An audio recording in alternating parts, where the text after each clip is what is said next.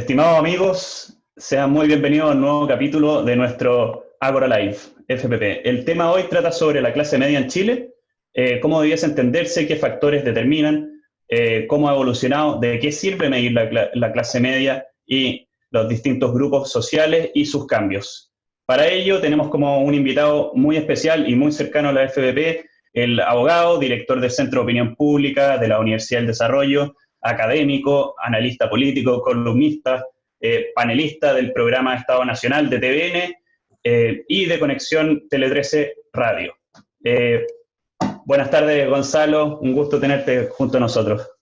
Bueno, y ahora, porque veo que esa no está actualizada tu presentación, panelista de Comando Jungle, que está en este ambiente más digital, que es un canal de YouTube, si alguien lo quiere seguir, donde debatimos junto a Perincho Navarrete, Camilo Fere y Mirko Macari. Comando Jungla. Bueno, ahí para que estén ahí al tanto también de las cosas que está haciendo Gonzalo también en el formato online que hoy día nos tiene en nuestras casas, pero manteniéndonos siempre informados. Entonces, para comenzar, Gonzalo, quería preguntarte, ¿qué es para ti clase media? ¿Cuáles son las implicancias culturales, sociales, económicas que tiene formar parte de este grupo? En el fondo, si hay alguna diferencia entre la medición y su utilización en las políticas públicas, y si el sentido de pertenencia privado en alguna clase social en particular también puede afectar a cómo nosotros estamos percibiendo esta caracterización. Yo creo que este es un concepto, el de clase media, que va a tensionar mucho no solo la discusión de políticas públicas en Chile, sino la discusión abiertamente política, ¿no? ¿Por qué?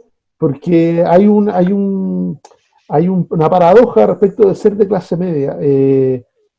Según los datos objetivos, si uno buscara los datos objetivos, prácticamente la clase media está desde que tú superas la línea de la pobreza hasta, y después ya, donde le vuelve a poner límite, está generalmente en el 10% más rico, y eso nos lleva a niveles de ingreso, no sé, en términos objetivos, ¿no es cierto? Pero diríamos que está en un rango que está entre los 650.000 pesos por familia, ingreso familiar, hasta los 2.300.000.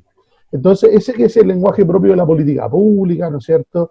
De hecho, Libertad y Desarrollo tiene una propuesta respecto de esta definición, o nueva definición de clase media, deja de lado un aspecto que es muy importante, que es el sentimiento, la clase social subjetiva, que no tiene que ver necesariamente con los ingresos, sino que comparten dinámica o lógica de racionamiento, de vida, de experiencia, personas que tienen ingresos muy distintos, que viven en barrios muy distintos, pero que se sienten parte de la clase media.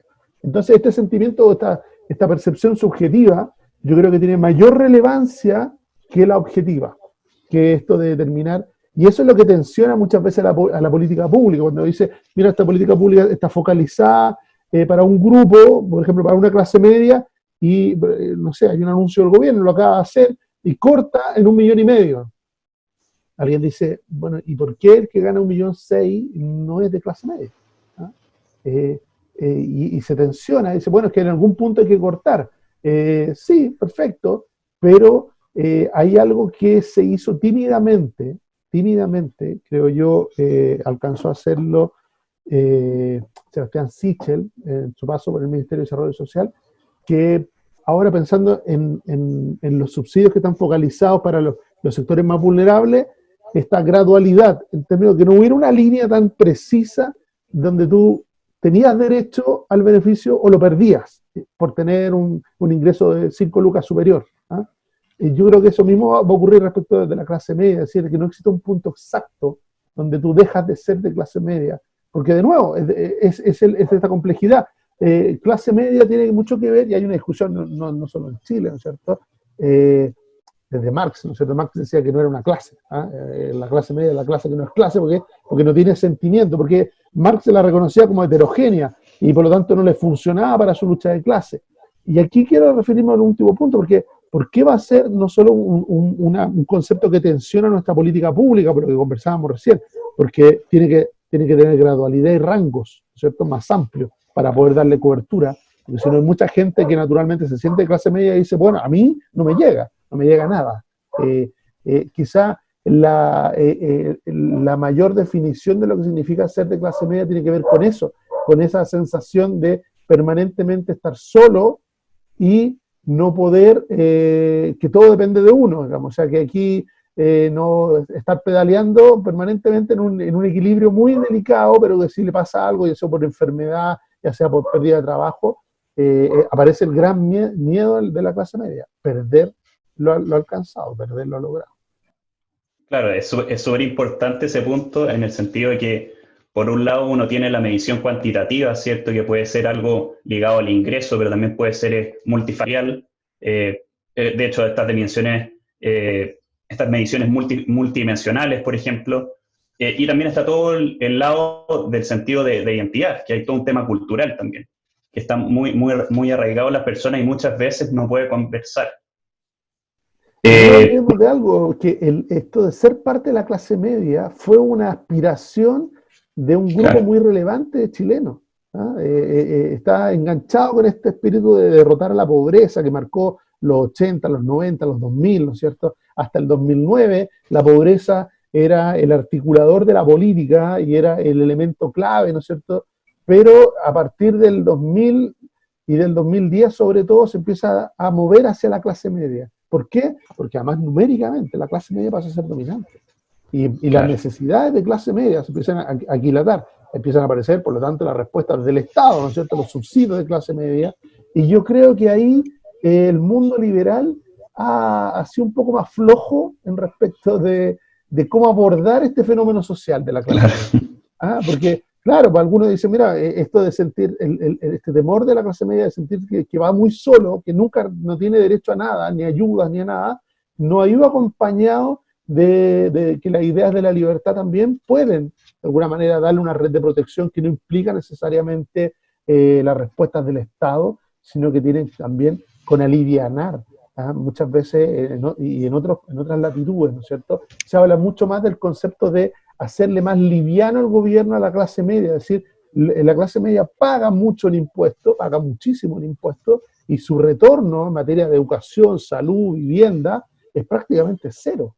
¿Ah? Entonces, siempre se habla de la presión fiscal que sufre la clase media es muy fuerte, y por lo tanto ahí alivios hacia la clase media en términos de qué manera pudiera asumir este esfuerzo, ¿no es cierto?, en estas dimensiones para su familia y verse beneficiado por alguna herramienta que le permita hacerlo de mejor manera. Oye, Gonzalo, y bien unido de la mano con lo que estáis comentando, me gustaría saber cómo ves tú la evolución histórica de la clase media, pero también cómo esto ha ido afectando en la caracterización que tienen. ¿Cuáles son los componentes que la determinan? Por ejemplo, en cuanto a asistencia social, pero también me gustaría que me comentaras un poco en cómo este grupo se ha ido modificando, porque en el fondo hay mucha movilidad social, y este es un grupo que particularmente tiene muchas fluctuaciones. O sea, de hecho hay muchas encuestas que uno puede ver, entre ellas la CACEN o la ERSOC o la misma encuesta de microdatos, que al final uno puede ver que las personas han estado, de clase media han estado, sobre todo en este concepto nuevo de clase media protegida, ¿no?, dentro y fuera de la clase media, y parece ser algo normal. Entonces quizás no estamos haciendo el seguimiento al mismo grupo, sino que a un grupo que va siempre modificándose en el tiempo. Si me puedes comentar un poco esa caracterización y cómo ha sido la historia y todo eso. Sí, mira, históricamente en Chile existía una clase media que tiene que ver, incluso uno geográficamente dice, con sectores consolidados de Ñuñoa, de Macul, ¿no es cierto? Pueden ser también algunos otros lugares, pero por dar una señal, y siempre existió eso, de profesionales, ¿no es cierto? Y de nuevo, siguiendo esa misma lógica de profesionales de primera generación, y durante los 60 y desde los 50 a los 70 esa clase media estuvo ahí, pero no fue muy determinante de la política de nuevo porque era un sector muy pequeño. ¿Eh? Era un sector muy pequeño y por lo tanto no fue tan determinante. Las primeras veces que se habla de esto tiene que ver con la Revolución en Libertad de Eduardo Frei Montalva. Ahí se le trata de dar un protagonismo de alguna manera a la clase media, pero siempre vinculado mucho a los mundos populares, lo que tenía todo el sentido en un país pobre como Chile, ¿no es cierto?, donde la pobreza era en el fondo estaba en cotas superiores al 50% bajo cualquier medición objetiva. Lamentablemente no la había en ese minuto, me imagino porque no la había, porque claro, cuando un problema se presenta así, no tiene mucha vuelta, tampoco hay mucho espíritu de poder medirlo o cuantificarlo. Es uno de los grandes aportes de Miguel Kast, ¿no es cierto?, de tratar de poner datos que nos reflejaran y permitieran focalizar el esfuerzo del país en la superación de la pobreza. Pero el gran fenómeno tiene que ver con eso, o sea, durante los 90, desde el 85, diría yo, hasta el 2005, uno de cada 3 chilenos aproximadamente sale de la pobreza y pasa a ser parte de esta clase media. Es decir, lo que conocemos como la nueva clase media, y que transforma esa antigua clase media, junto a esa antigua clase media, se transforma en el sector dominante, no solo de la economía, sino de la sociedad. Míralo, cuando uno mira cómo cambió la televisión, cómo cambió todo, es producto de ese fenómeno social. Todo fue dirigido a ese gran grupo que se llamó la nueva clase media, que pasó a ser el grupo más amplio y dominante, pero al mismo tiempo, por lo mismo, y dándole la razón a Marx, es muy heterogéneo. No tiene intereses comunes, sino que son intereses muy diversos, porque la componen desde profesionales independientes, pequeños comerciantes, pequeños industriales, gente que, no sé, desempeñan empleados, ¿no es cierto? Entonces, muchos por cuenta propia. Hay un mundo muy heterogéneo ahí en la clase media. Y eso hace que sea difícil y que no tenga ese sentimiento de clase, ¿no es cierto?, del que nos hablaba Marx, que es tan necesario para poder, obviamente, entender de que tiene que haber hay una lucha de clase entre el mundo popular, ¿no es cierto?, y los dueños del capital, ¿no es cierto?, entre el proletariado y el capitalista. Pero obviamente la clase media aparece como algo que viene a moderar, genera el efecto de la movilidad social, que es tan importante, porque representa de que las personas por su esfuerzo, por su sacrificio, pueden salir adelante, de alguna manera cambian su situación, salen de la pobreza, pero quedan en una situación, y de eso hablamos, de que están un poquito por encima de la pobreza. Hay algunos que se han alejado más de eso, pero también está esa gradualidad que conversábamos, ¿cierto? O sea, no por haber dado un paso, y volvemos a la atención de nuestras políticas públicas, tan focalizadas, ¿no es cierto?, a los grupos más vulnerables, que llevaban a que las personas prácticamente tuvieran que contestar los cuestionarios, las encuestas caseras y todo, con una sola cosa en la mente. Cualquier respuesta equivocada hacía que perdieran el beneficio. Y por lo tanto, hubo mucha flexibilidad en algunas personas para poder tratar de describir su realidad, para poder clasificar, ¿no es cierto?, en esos beneficios. Y no lo digo en una lógica de hacer trampa, porque eran beneficios que necesitaban, ¿ya? Los necesitaban. O sea, una persona que sale de la pobreza, que tiene ingresos por sobre los 360 mil pesos y pasa a tener ingresos por 400 mil pesos ahora de manera directa, no queda exento de tener múltiples necesidades y de alguna manera resiente mucho la pérdida del apoyo que se está focalizando en los grupos más pobres. Así que por eso decía yo que, y quizá hay un punto ahí, porque ahora a la izquierda, históricamente la izquierda, sobre todo la izquierda raíz marxista, la clase media es algo como le resulta extremadamente incómodo.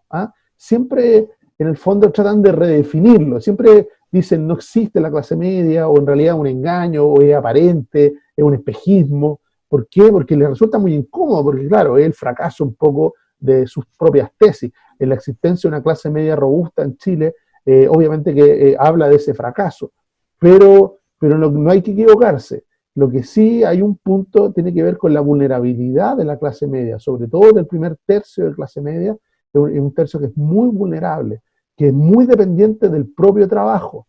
Por lo tanto, la variable trabajo es crítica. Hoy día, que por producto de la pandemia podemos enfrentar una dificultad mayor en el mundo del trabajo, eso se va a traducir rápidamente en un empobrecimiento, y por eso ya la izquierda está acuñando el concepto de nuevos pobres, ¿no es cierto? Y vuelve a acordarse de la pobreza, de la misma pobreza que se había olvidado en los últimos 10, 15 años. Claro. Mira, y en ese sentido, por eso es súper importante entonces dejar bien definido qué es lo que sería clase media, qué es lo que sería esta clase media protegida, más vulnerable, con alta susceptibilidad de poder caer nuevamente en pobreza. Y me gustaría poder profundizar un poco más en cómo estás viendo tú el panorama hoy de esta clase media más vulnerable, protegida. ¿Cómo ves que esto ha cambiado producto de la pandemia? en qué se diferencian de grupos que están en una vulnerabilidad mayor, por ejemplo, y si me pudieras también explicar cómo también el empoderamiento de esta clase social cambia un poco la dinámica del juego con que se están dando las relaciones clase media con el gobierno, clase media también con las empresas, con el mundo más privado. Si me pudieras contar un poco cómo ha ido evolucionando esto. Mira, no es casualidad que cuando se discutieron los bonos que iban a los sectores más vulnerables, eso haya pasado muy rápidamente por el Congreso, ¿no? Y por alguna dificultad el IFE, pero en general se terminó acordando los montos y todo. Pero lo que generó una batalla de proporciones ideológicas es la discusión sobre la ayuda a la clase media, ¿no? ¿Por qué? Porque eso toca el nervio de lo que va a ser la política de los próximos, del futuro, ¿no? Y obviamente que la izquierda está tensionando, y lo está tensionando, incluso a veces traicionando sus propias argumentaciones clásicas, ¿ah? Cuando uno escucha las argumentaciones sobre el 10% de la AFP, uno dice, uno no puede creer que la gente que está hablando es de izquierda, ¿no? Si nosotros grabáramos esos videos y los mandáramos a cualquier otro país, uno diría que en el fondo esas son personas que están hablando del derecho a propiedad, a todo. Un escándalo. Claro, serían como casi que los alt-right norteamericanos, ¿eh? Una cosa así. Yo creo que ni los republicanos se atreverían a usar gran parte de esos discursos. Pero bueno, se hacen con el oportunismo de siempre, o sea, valen solo para hacer el punto político, y lo que dije ayer, de lo que dije ayer me les digo mañana, ¿eh? O sea, tampoco es presentar muchas bases sobre eso. Pero lo que a mí me interesa como fenómeno de la clase media, dejar ahí como preguntas, ¿eh? Yo creo que hay más preguntas todavía que certeza, es este sentimiento de que, claro, la pandemia tocó justo el nervio de la clase media que tiene que ver con el trabajo y el acceso al trabajo. Y aquellos que han hecho del esfuerzo personal y de su sacrificio el éxito de sus familias, y el haber no solo abandonado la pobreza, sino que haber accedido a bienes y a mejor educación y a mejor calidad y darle mejor oportunidad a sus hijos, que es el fenómeno de la clase media de los últimos 30 años, se ve congelado, ¿eh? Y se ve congelado masivamente. Porque no es que haya un 10 o 15% de personas que no tengan hoy día trabajo, que eso es la parte más crítica, sino que hay un gran porcentaje de la población que tiene temor a perder el empleo y por lo tanto a ver arriesgar todo lo obtenido por su esfuerzo y por el esfuerzo de sus padres, ¿no es cierto?, durante los últimos 20 y 30 años.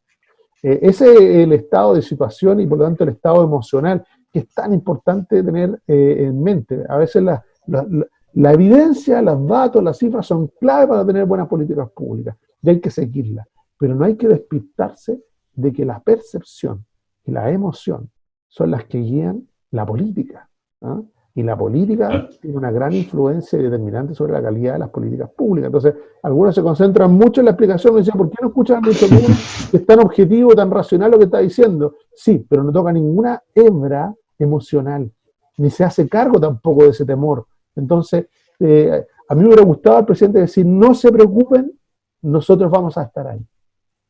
Algo tan simple. En cambio, una maraña de si usted clasifica, si tiene este requisito o no tiene este requisito, si usted gana entre 1 millón y 1,5 millones, si usted gana 1,6 millones ya queda afuera. Y el no entender... Un lenguaje que no penetra. Absolutamente, el lenguaje equivocado. ¿Ah? Porque además, pensando bien, hay mucha gente, muchas personas que tenían ingresos que uno podría considerar muy buenos ingresos, pero que los han perdido. Y hoy día están en una situación crítica. ¿Por qué? Porque su vivienda, su salud, su educación depende de su propio esfuerzo. Y si ese esfuerzo no lo puede realizar porque no tiene trabajo, se viene abajo todo, ¿ah? Entonces, en cambio, quizá la pandemia ha sido menos dura para otros sectores. ¿Por qué? Porque de alguna manera están subsidiados permanentemente, ¿no? Hay alumnos que en el fondo siguen asistiendo a la universidad porque están estudiando con gratuidad y al mismo tiempo tienen becas, ¿no es cierto?, de alimentación, y todo, han mantenido esos recursos, y está bien que eso sea así, pero de nuevo, para esta clase media o para un sector de la clase media, no para toda, pero para un sector importante de la clase media, no le ha llegado nada, y ese sentimiento está ahí, y el que de alguna manera tiene en jaque no solo al gobierno, sino que a la política. De todas maneras. Y en ese mismo sentido, ¿cómo ha sido tu evaluación de este periodo a lo que ha hecho el gobierno? Bueno, principalmente por los motivos te digo en temas de clase media. ¿Tú crees que ha logrado responder a las necesidades quizás de esta clase media también más vulnerable, en cuanto, por ejemplo, a su fragilidad, su riesgo, la vulnerabilidad que pueden tener, si las propuestas han estado bien focalizadas, o si quizás hay algún tema ahí con el votante medio, que podría ser que se estén ponderando de distintas formas ciertas cosas y no como debiese ser de forma óptima. Mira, para ser justo, el gobierno está en una situación de debilidad donde todo le resulta doblemente más complejo y difícil, ¿ah? O sea, cualquier cosa. Pero además, en un momento donde la gente ya no le cree a nadie, el nivel de desconfianza es total, es mucho más difícil convencer a alguien de que la política pública que está haciendo es buena, que tratar de convencerlo de que por cualquier cosa pequeña, detalle, todo, tiene que es algo equivocado, ¿no es cierto? Súmale a eso la militancia, ¿no es cierto?, de mucha gente que en el fondo básicamente va a encontrar malo todo lo que haga el gobierno, más allá de lo que proponga. Pero más allá de ese escenario, que es como de base, yo echo de menos en el gobierno algo tan simple como no ha logrado conectar emocionalmente con esa clase media. Y eso a mí me preocupa, porque más allá de la lógica de que las propuestas, yo no tengo ninguna duda de que las propuestas que se construyan van a ser propuestas buenas, bien pensadas, técnicamente eficientes, pero no logran conectar con el destinatario. Y eso es una falla política monumental, cuando lo que tú planteas como solución no es vista como solución por el beneficiario, no vale nada. Yo creo que ahí está el gran error. A mí me gustaría mucho más esa capacidad de buscar incesantemente cómo conectar, visibilizar rostros que le dieran credibilidad a lo que se está haciendo. Trataría, ¿no es cierto?, cada vez más la legitimidad social de la política pública, más determinante en su éxito, que incluso que los números estén bien hechos. Los números tienen que estar bien hechos, eso sí. Piense usted, muchas cosas de lo que se está votando en el Congreso, ya no es que se voten contra los economistas destacados, ya no es que se voten contra los economistas más influyentes, sino que casi se vota contra la unanimidad de la opinión de todos los economistas de todos los sectores.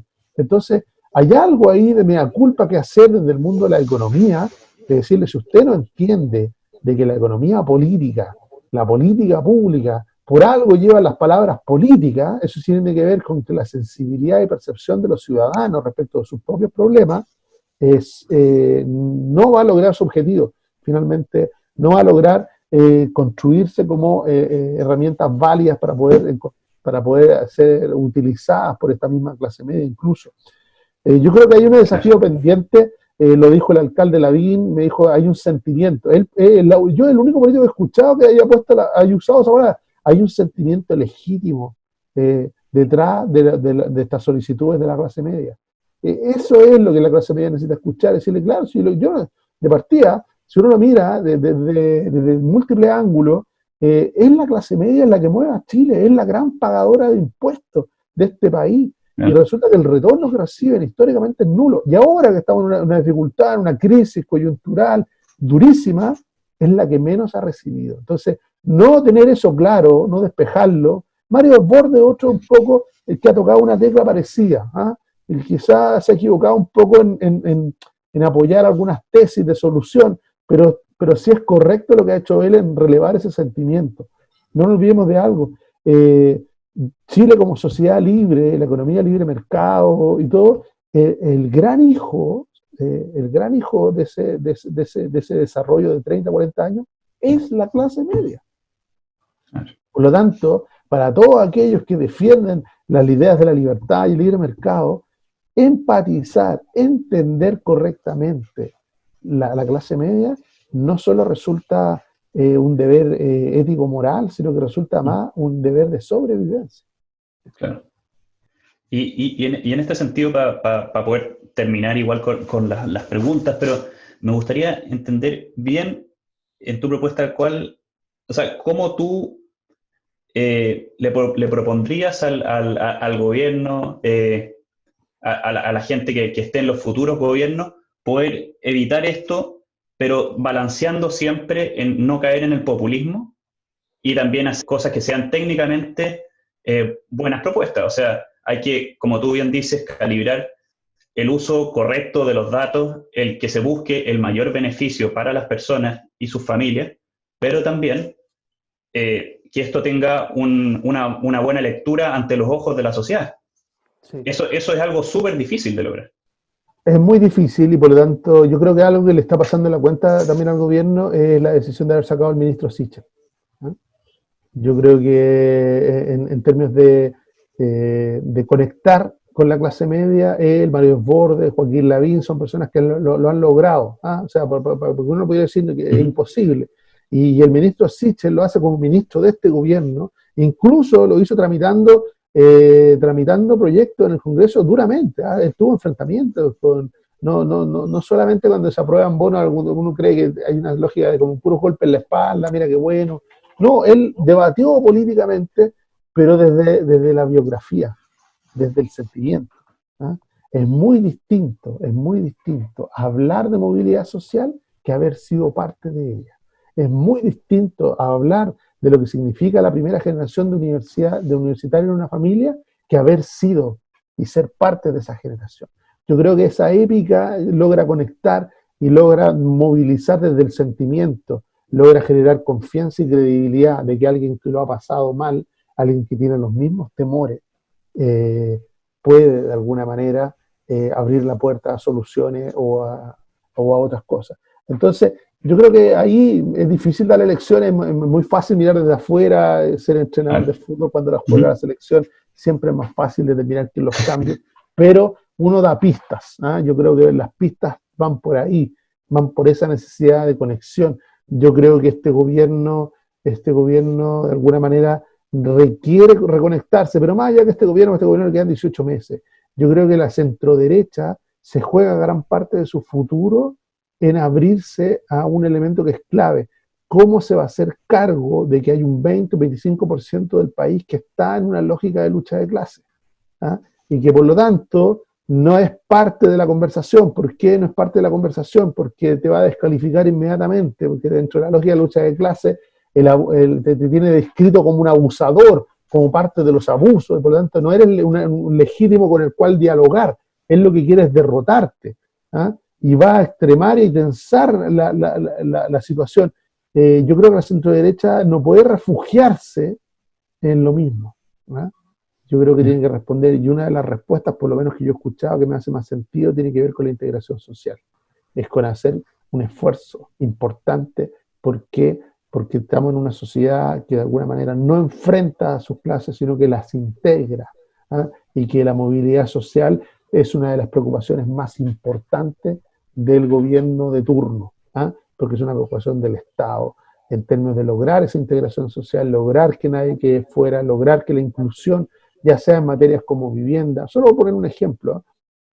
Imagínate, para una persona que cree en la sociedad, y yo creo en la idea de la libertad, qué importante es la decisión de dónde vivir, y resulta que cuando hay un 30 o 40% de la sociedad que no puede ejercer ese derecho. Entonces dice, bueno, eso tensiona desde la realidad. Uno podrá explicarle, mire, que los bonos, los subsidios, podrá explicarle lo que quiera explicarle, pero de nuevo, esa persona no está equivocada, es un sentimiento el que tiene, y ese sentimiento es muy poderoso en política. Por lo tanto, nosotros tenemos que abrir la puerta a quien sí, obvio que va a poder elegir, y obvio que va a poder elegir, y tiene que poder elegir, y el derecho de elegir es una de las herramientas más poderosas para liberar a las personas, no solo del Estado, ¿no es cierto?, sino de cualquier tipo de política que busque usar, esa es la palabra, usar las necesidades de las personas para poder alcanzar objetivos políticos. Te queremos agradecer por tu tiempo, también queremos agradecer a todos ustedes que nos están mirando y que nos podamos ver en una nueva sesión de nuestro Agora Live. Muchas gracias y nos vemos.